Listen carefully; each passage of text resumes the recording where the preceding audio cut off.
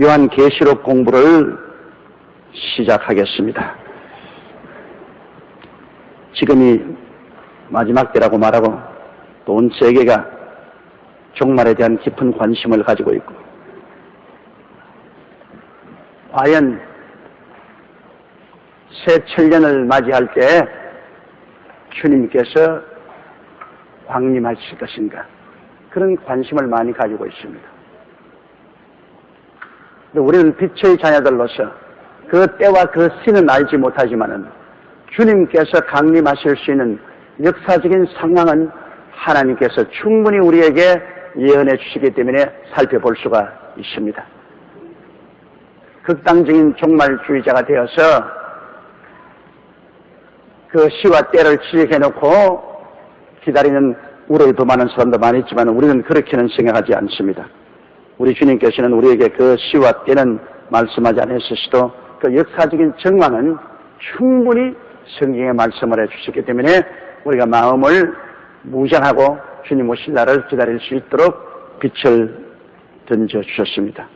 요한계시록 공부는 이런 시점에서 우리에게 마음의 무장을 갖는 좋은 공부가 될 것입니다.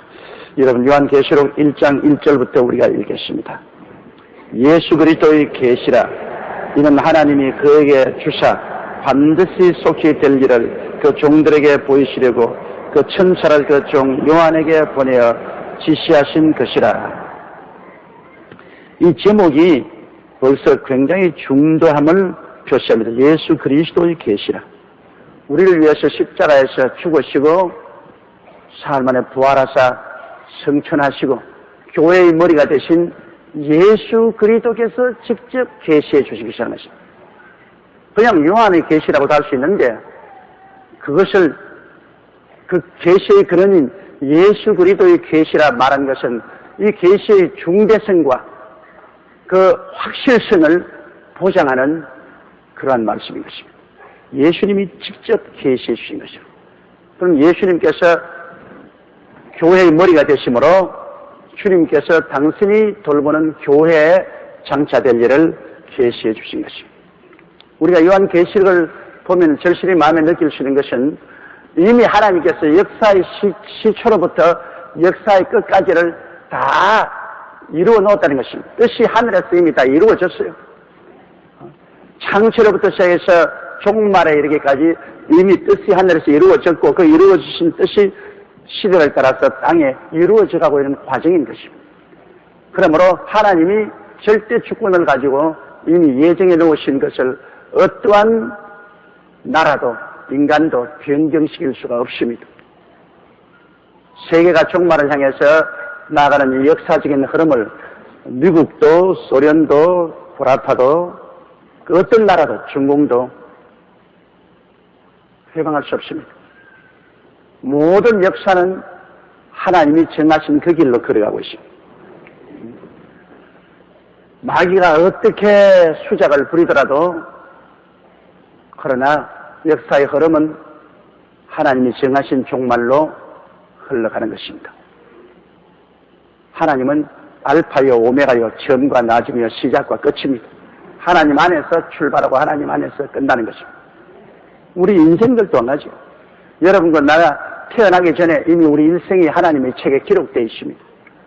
그 하나님의 책에 기록된 그대로 우리가 살면 복을 받거니와 거기에 저항하면 피투성이가 되어서 파멸당하는 것입니다.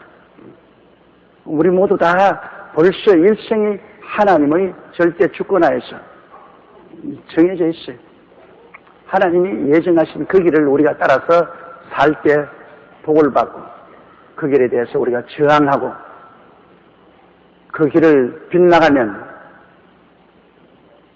파멸당하는 것입니다. 세계 역사도 안 가죠.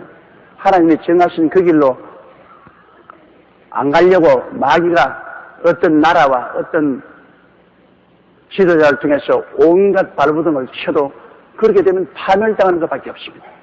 이 돌에 부딪히면 깨어지고 이 돌이 그 위에 떨어지면 가루가 되겠다 해서, 하나님은 그 계획한 것이 이 돌과 같습니다. 이 돌에 부딪히면 깨어지고 그 돌이 떨어지면 가루가 되는 것이죠. 사람이 뭘 합니까? 인간이 자기 마음으로 길을 해외 갈지라도 그 발걸음을 옮기시는 하나님이신 것입니다. 절대 주권자인 하나님을 우리가 알아야 돼요.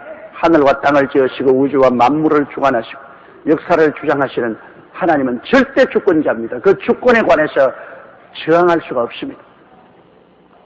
그러므로 예수 그리스도의 계시라는 것은 이 예수 그리스도의 주권으로 하늘과 땅의 권세를 가진 분이 정하신 뜻을 계시한 것이기 때문에 이것은 반드시 속히 될 일을 그 종들에게 보이시려 합니다.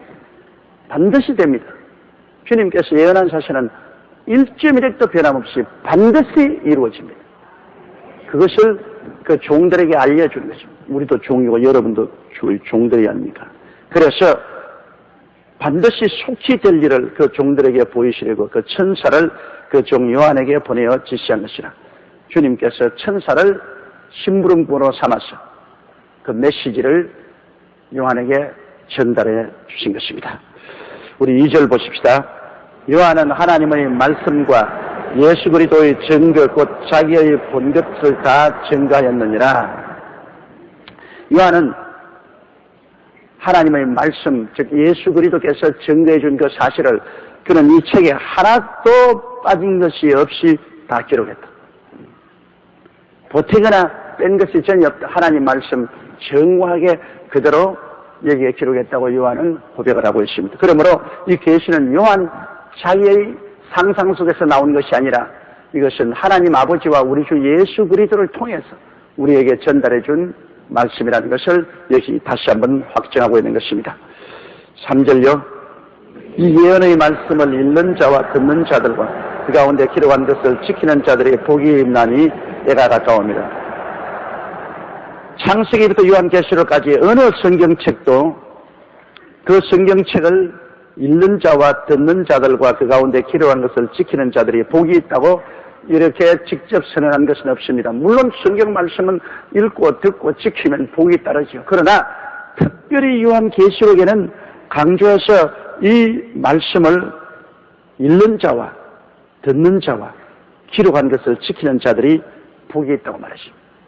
그러므로 이제 이 요한계시록 공부를 하는 동안에 여러분 이곳에 와서 이 말씀을 듣게 되는데 여러분 복을 받게 돼요. 읽어도 복을 받고 들어도 복을 받고 그 가운데 지키는 자가 복을 받겠다고 했으니 하나님이 이 요한계시록의 말씀을 통해서 우리에게 신령한 복을 주시고 또 우리 물질적인 환경의 복도 주시고 건강의 복도 주실 것입니다. 여러분 복이라는 것은 구약시대 보면 구약시대 복이라는 것은 우리 마음의 복, 마음의 평안, 마음의 복, 그 다음에 환경의 복, 물질적으로 부유하게 되고 자녀들이 많고 건강하고 그리고 육신의 건강의 복, 이런 것을 구약시대는 복이라고 말했습니다. 구약시대 보면 복 받았다면 마음의 복, 육체의 복, 생활의 복입니다. 거기에다가 우리 신약시대에 와서는 복은 신령한 복, 마음에 하나 더 보태어서 주님과 교제하고 영적으로 깊이 들어가는 신령한 복이 더 증가된 것입니다. 그렇기 때문에 영혼이 잘됨같이 범사의 잘됨에 강건한 것은 구약과 신약에 포함된 모든 하나님의 복을 총집약한 것입니다. 복은 일방적인 하나의 복만 아닙니다. 신령한 복만 말한 것이 아닙니다. 사람의 영만 있는 것이 아니거든요. 그러므로 하나님께서는 영과 마음과 몸과 생활 이 전체의 복을 주시는데 우리가 요한계시록을 읽고 듣고 지키면 하나님의 이 영육간의 복이 임하겠다고 했으니 복 받고 싶은 사람은 요한계시록을 많이 읽는 것이 좋습니다. 그런데 왜 그러냐? 때가 가까웁니다. 어떤 사람들이 말하기를 말세라 하는데 예수님도 말세라고 말하고 사도들도 말세라고 말하고 그 다음에 우리 조상들도 말세라고 말하고 지금도 말세라고 말한 것이니 그 말세는 없는 것이다. 사람들에게 협박하려고 정신 차리라고 자꾸 말세라 그러지 말세는 없는 것이다. 그렇게 말하는 사람이 가끔 있어요. 이건 굉장히 잘못 이해한 것입니다. 여러분 12시가 지나면 오후 1시는 뭐라 합니까? 오후 1시지요. 3시는 뭐라 그럽니까? 오후 3시입니다. 5시는 뭐라 그래요? 그러니 1시도 오후고 3시도 오후고 그리고 5시도 오후입니다.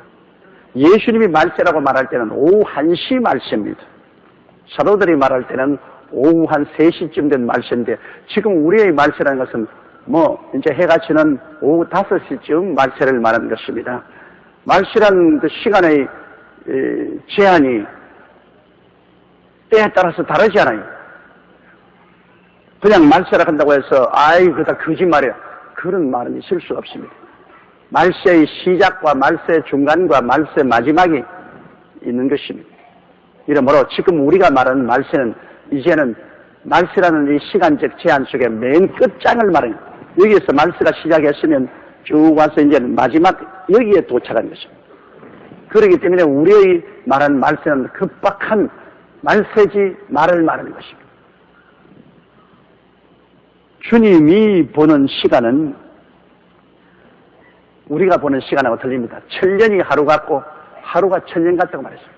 하나님 보시기엔 천년이 하루 같으니까 천년 전에 예언할 때도 바로 내일 일어날 것처럼 예언하시는 것입니다.